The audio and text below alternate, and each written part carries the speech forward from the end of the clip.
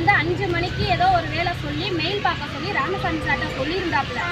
Sir பார்த்துக்கிட்டு இருக்கிறாரு, என்ன ஏது கூட விவரம் கேட்காம 5:30 மணிக்கு ஆனோன்னு கேட்டை எங்க 2 பேரும் உள்ள வச்சு பூட்டிட்டு அவர் வாட்டுக்கு சாவி கொண்டு போயிட்டாரு. செக்ரட்டரி சொன்னதுக்கு ஏன் இப்படி பண்றாங்கன்னு கேட்டு அதுக்கப்புறம் எதுவுமே இல்லை. இவ்வளவு நேரம் வரைக்கும் நாங்கள் உள்ளுக்குள்ள நிற்கிறோம்.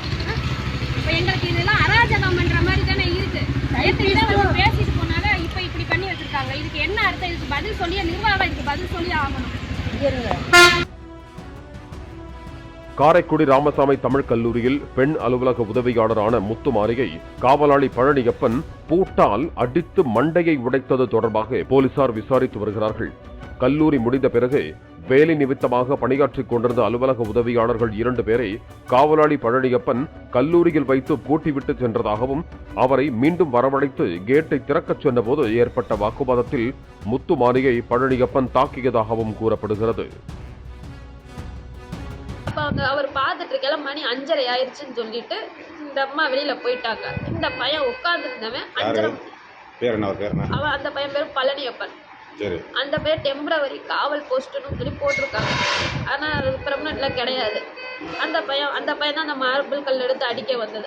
யார் அடிச்சது? உங்களையா அந்த அம்மாவை? மஞ்சளாவை அடிக்க வந்தது நேத்து அந்த அம்மாவை. அவரையும் இன்னைக்கு என்ன அடிச்சிட்டான். அந்த கல்லை கொண்டு எரிஞ்சிட்டாரு. கல் இல்ல, இன்னைக்கு வந்து கேட்ல இருக்கிற அந்த பூட்டு, கனமான பூட்டு ஒண்ணு இருக்கு, மெயின் கேட் வெளியில பூட்டு, அந்த பூட்டை வச்சு அடிச்சான். அது எதுக்கு அடிச்சான்னா இந்த அம்மா வெளியில போயிட்டாங்க, ஆட்டோல ஏறி உட்கார போயிட்டாங்க. நான் வந்துட்டு அந்த சாட்டை போய் ஆஃபீஸ்க்குள்ள உட்காந்துருந்தாரு. அந்த சாட்டை போய் நான் கேட்டேன், சார் லேட் ஆகுமா, நான் போட்டுமா அப்படின்னு சொல்லி, நீங்க வேணா பூட்டிட்டு வரீங்களா சார் கேட்டுட்டு கிளம்பி வேணும் அப்படின்னா. இந்த அம்மா வெளியில போனோன்னு டபக்குன்னு கதவை சாத்திட்டு உள்ள வச்சு எங்களை பூட்டிட்டான்.